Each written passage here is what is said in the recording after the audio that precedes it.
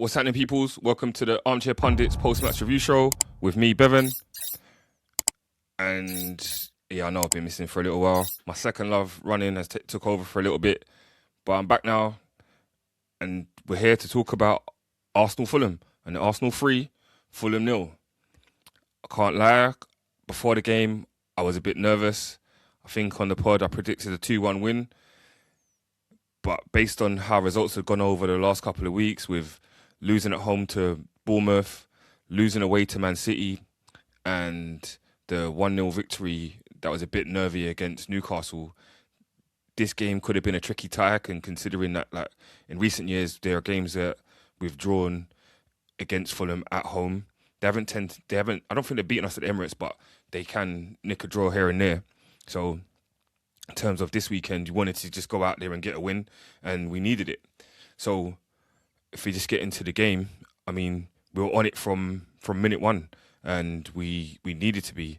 There were some changes in the team. Saka come back into the team, and you got Trossard's come into the team. Calafiori started at left back, and Myles Lewis-Skelly started in midfield, which was a welcome change. And you saw how good he could be in that midfield, because he had a great game. Times where he's picking up the ball, knows when to drive, knows when to run, played a forward pass, trying to pass through the lines and things like that. And I mean, our first goal comes about from him making a forward run, getting fouled, and then us taking a short free kick, passing it out to him, and he sends it into Saka.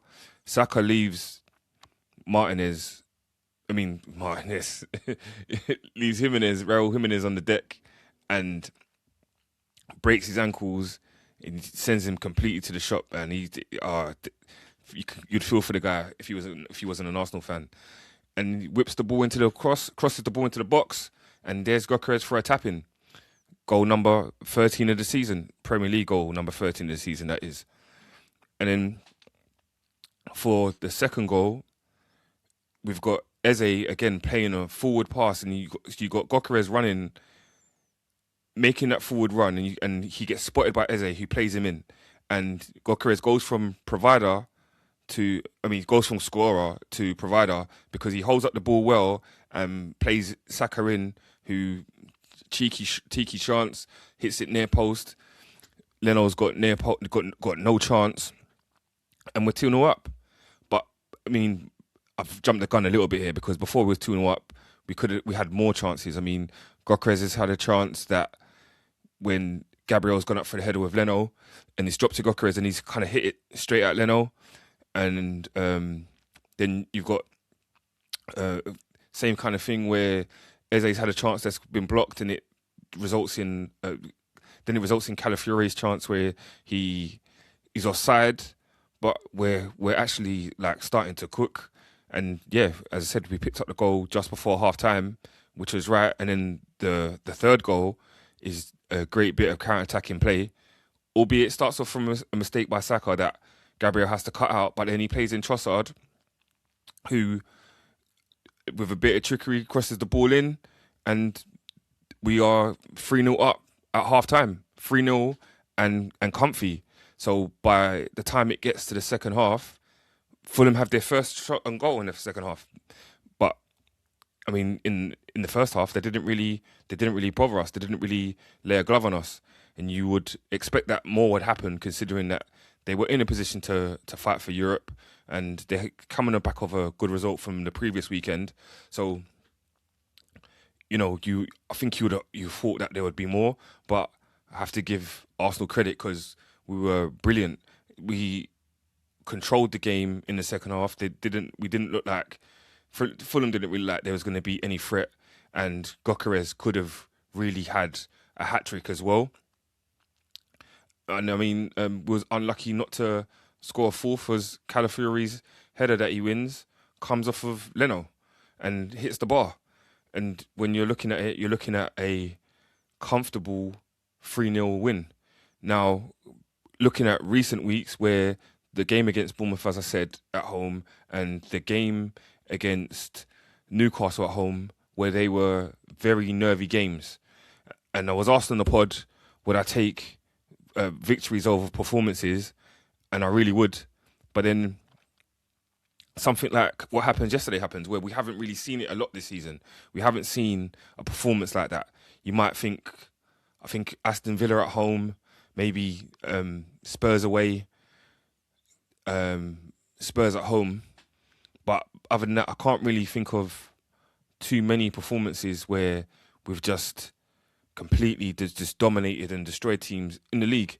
There might be some more, and maybe like recency stuff has got into my mind and things like that. But over the last couple of weeks, things have been very nervy, and it was showing in our play. I know that when they brought up the stats about how many games we've won in our winning percentage in April, it wasn't the best, and you're kind of worried about what it is how things are gonna pan out, especially for the league.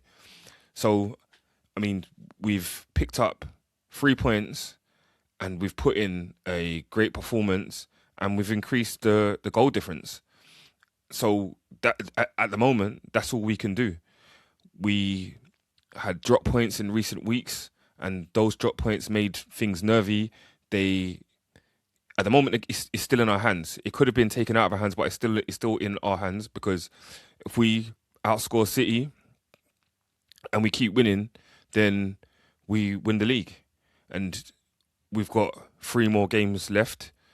And I'm not saying that those games are going to be easy, because we've got to play West Ham in a relegation. They're in a relegation dogfight, but we've got to think about us and we've got to put them to the sword, really. But when I look at that game, there's a lot to be happy about. We seem to be playing a lot more. It was a lot more progressive forward passes. It wasn't so much of the side to side. It wasn't so much of a lot of going backwards and negative things. I think it was a good experiment to show what Myles Lewis-Skelly could do playing in midfield. It was good to have Saka back, and even though he only played 45 minutes, that was all that was needed. And considering we've got the Champions League in the week, we're going to need him, and we're going to need him to pull out those performances. And I think when we're looking at Eze as well, at this point he's growing into the season at the time that we need him most.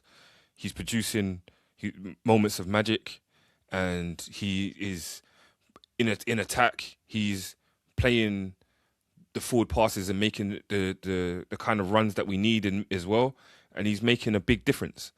And I think it was against Newcastle when he came off as a precaution. You're worried. You're thinking, how long is he going to be out for? Because he shows how important he is and how much we need him in the team. And I just think that at this point in the season, at this time of the season, you just want wins. But what gave me confidence on the weekend is that we can actually pull out a performance as well, and we can turn it up, considering we're still in the Premier League, we're still in the Champions League as well. So we know that, like, after this week, we've only got 1 more game a week, so we can push ourselves to the limit over the next couple of weeks. We've got 3 more Premier League games, and hopefully we've got another two games in the Champions League, and we could be in another final. And as long as we keep winning, we can take it to the final day, or hopefully we could win the league before the last game of the season. Hopefully, if things go in our favour. But we can't necessarily worry about that. We can't worry about what Man City are doing. We've only got to look at ourselves and control what we can control, and that's our games. And I think that, as I said on plenty of times in this pod, that performance has it actually showed what we could do, and it means that if we can be in form and be turning up in games like that when we need to, then we'll be in good stead for the rest of the season. And because I'd say that at home things seem to be a bit nervy, and if we don't kind of get into the game early, or if we don't score 2 goals, and then we tend to retreat. But the best thing about the weekend is that we didn't do that. We didn't go into our shell.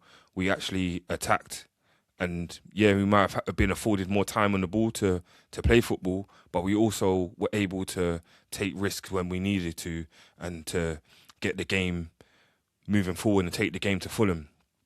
And we were able to be clinical when we needed to, and players that we needed to turn up. So, we need it to continue. Looking forward to seeing what we've got in Europe, and then what we've got against West Ham on the weekend as well. So yeah, I'm Bevan. This is the Armchair Pundits Arsenal post-match review show. And before I go, please don't forget to like, comment, and subscribe. Tell me how you saw it. Tell me how you felt about the performance and how you think things are going to happen or work out for the end of the season. I'll catch you in the next one. Peace.